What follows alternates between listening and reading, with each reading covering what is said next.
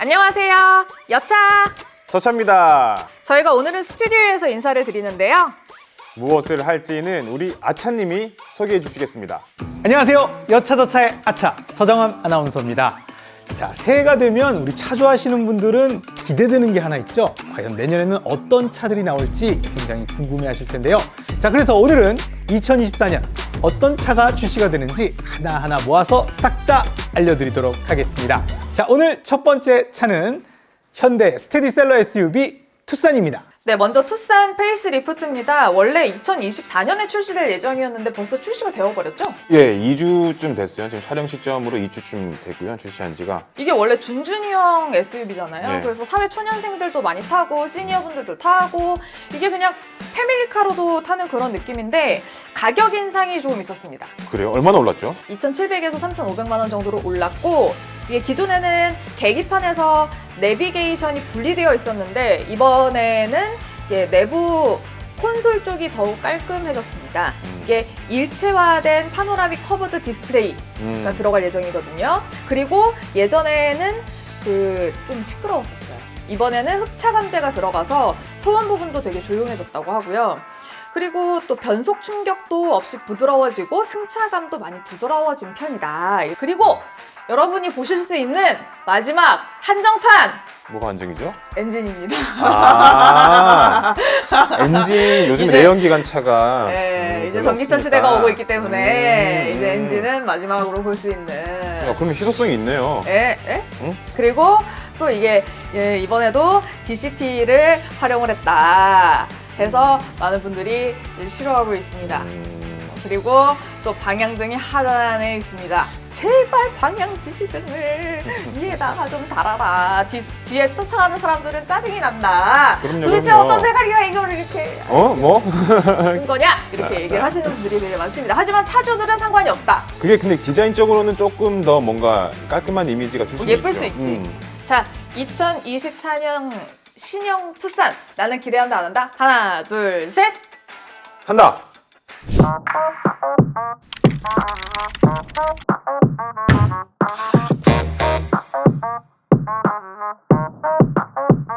자, 현대차를 알아봤으면 기아차도 한번 알아봐야겠죠. 자, 기아의 귀요미 전기차 EV3입니다.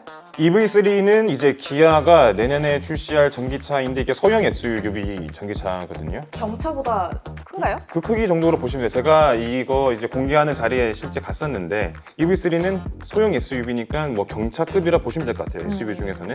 근데 지금 현재 요즘 들어서 이제 전기차가 가격이 좀 비싸다 보니까 아무래도 수요가 좀 둔화되는 그런 시점이거든요. 기아도 전략적인 차들을 내놓은 거죠. 전기차가 싸지려면 사실 뭐가 필요할까요? 배터리가 싸야죠. 맞죠. 배터리가 좀 싸야 됩니다. 국산 배터리가 이제 사원계 배터리를 많이 쓰는데 이게 좀 비싸요.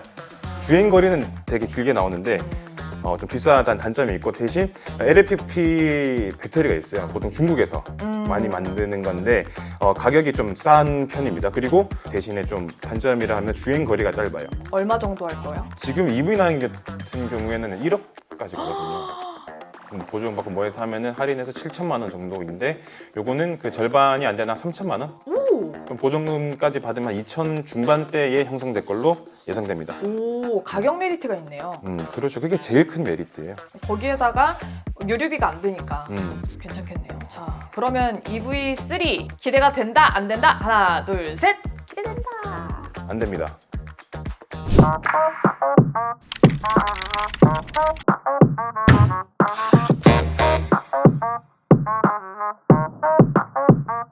자, 세 번째 자동차는요. SUV의 명가 쌍용을 인수한 KG 모빌리티의 야심작입니다. 픽업 전기차 500입니다.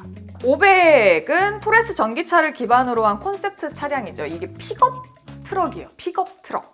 이게 서울 모빌리티 쇼에서 공개가 됐잖아요. 네, 저도 보긴 봤는데 네. 픽업 트럭이 사실 국내에서 큰 시장이 아니거든요. 그래서 이게 또 전기차인데다가 픽업 트럭 어떨지 모르겠네요. 근데 이거 보신 분들은 다들 이거 예쁘다 이러시던데요? 이게 디자인은 원래 기존 토레스 전기차랑 똑같아요. 토레스 자체가 좀 인기 있는 이유가 디자인적인 요소가 되게 크거든요. 사람들이 선호한 이유가. 네. 근데 이게 보수적으로 잡아도 전장이 5m라고. 많이 크죠. 네.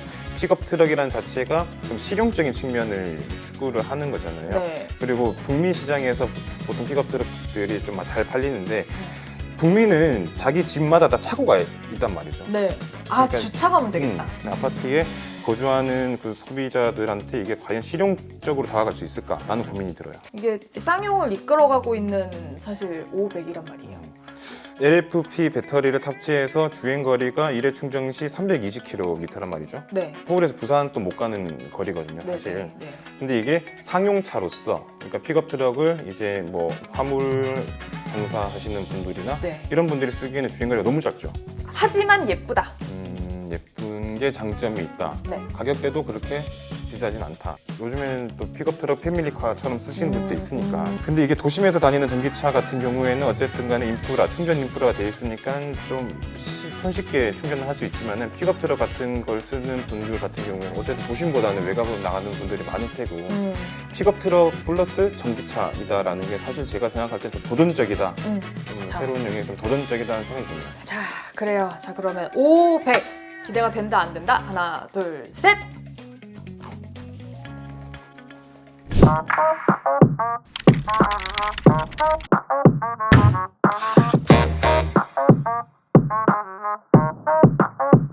자, 벌써 네 번째 자동차네요. 자, 힘 있는 자동차를 원하시나요? 쉐보레 트레버스입니다. 네, 쉐보레 트레버스입니다. 최근 3세대가 공개를 했고 전장이 이것도 5m가 넘습니다. 아우. 굉장히 덩치가 큰 대형급 차인데요.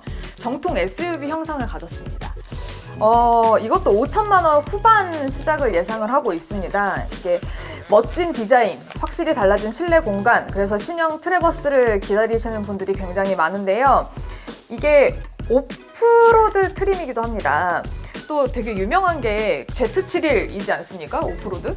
스위처블 AWD 기능이 제공이 되는데 이게 뭐냐면 평소에는 앞바퀴 2개로 구동을 하다가 운전자가 원할 때 사륜으로 전환하는 기술이 제공이 되는 거예요. 그래서 평소에는 연비를 아껴 쓸 수 있고 그리고 원할 때 안전 기능을 증대할 수 있기 때문에 작동을 해보시면 약간 후륜구동 같은 맛도 같이 느낄 수가 있다고 합니다. 트레버스 같은 경우가 이제 사실상 정통 아메리칸 레저용 차량 RV로 유명하고요. 네. 이 힘도 힘이고 사실 그 견인력이라고 해서 차량이 그 트레일러, 캠핑 트레일러라든지 카라반 같은 것들을 장착했을 때 견인하는 힘이 트레버스 같은 게 한 2.2톤 돼요. 2.2톤이면은 일반적인 저희들이 일반적으로 쓸 수 있는 카라반은 충분히 끌 수 있는 힘이거든요. 네. 그럼 뭐 힘 좋고, 그다음에 그런 오프로드 트림이 또 나름대로 여러 가지 재미를 줄 수도 있고 이런 부분에서는 되게 유용하게 쓸 수 있을 것 같아요. 네. 근데 이것도 막 엄청 크기 때문에 좀 운전을 잘하시는 분들이 사야 되지 않을까라는 생각을 좀 하고. 가격이 얼마예요? 가격대가 이제 여러 가지가 나오는데 이게 우리나라에는 이제 가솔린 단독 모델로 예. 나온다는 점이 좀 있습니다. 선택을 못 한다는 그런 단점이 좀 있고 그 세금이나 유류비 부담이 커서 사람들이 많이 선택을 못 한다는 단점이 있기도 합니다. 이게 수입차다 보니까 수리비가 너무 비싸다는 게 단점이기도 해요. 하지만 장점! 안전하다.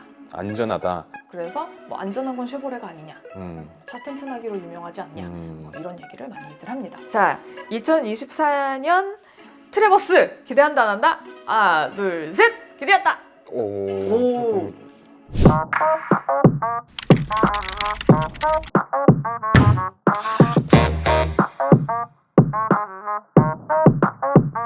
벌써 마지막 차량이네요. 48인치의 광활함 링컨 노틸러스입니다.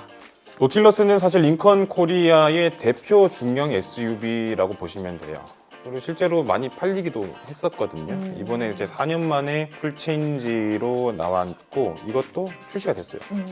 제가 또 이것도 보러 갔다 왔는데 그 링컨 자체가 주는 고급스러움이 있어요. SUV가 보통 스포티한 경우가 많지만 외관을 봤을 때 노틸러스는 고급스럽다, 중후하다 라는 느낌이 많이 들고요. 전장은 4,907mm, 오, 거의 5m네요.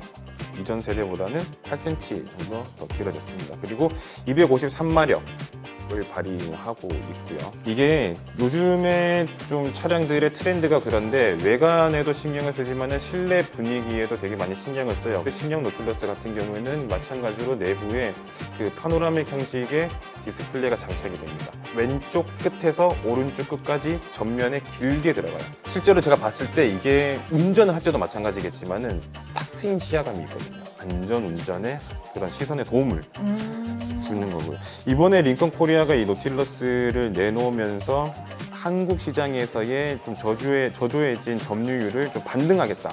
근데 이번에 일자 램프도 빠졌다면서요? 얘네 완전 그거 아닙니까? 맞아요. 시그니처인데 그쵸. 이게 우리나라가 법규 때문에 그렇다고. 뒤에서 봤을 때 네. 리어 램프 말씀하시는 네. 거죠? 근데 우리나라 법규 때문에 일자 램프는 못 갖고 들어온다고 하네. 근데 그 램프가 또 그렇지만 어쨌든 간에 링컨이 갖고 있는 그 특유의 뭐 앞에 그릴이라든지 이런 외관에서 줄 수 있는 풍기는 고유의 냄새, 색채는 아직까지 있어요. 오. 그래서 링컨의 그 디자인을 좋아하시는 분들은 이번 디자인도 나쁘지 않다. 네, 계속해서 연속성 가지고 있다라고 생각이 들고요. 링컨 노틸러스가 내년도 시장에서 제가 예상키로는 대박 아니면 쪽박이다 라는 생각이 듭니다. 절체절명이에요. 네. 링컨은 한국 시장에서 성공하냐 마냐, 철수하냐 마냐가 저는 사실 이 노틸러스의 인기에 달려있다고 생각합니다. 알겠습니다. 자, 신차로 나온 노틸러스 기대된다 안 된다? 하나, 둘, 셋! 계속 우리 마음이 일치하네요. 이게.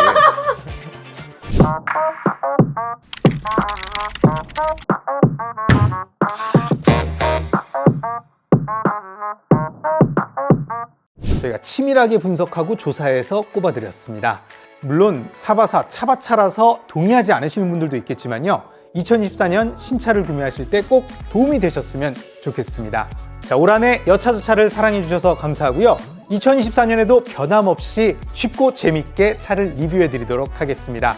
자, 좋아요와 구독, 알림 설정까지 잊지 마시고요. 자, 지금까지 여차저차의 아차 서정함 아나운서였습니다.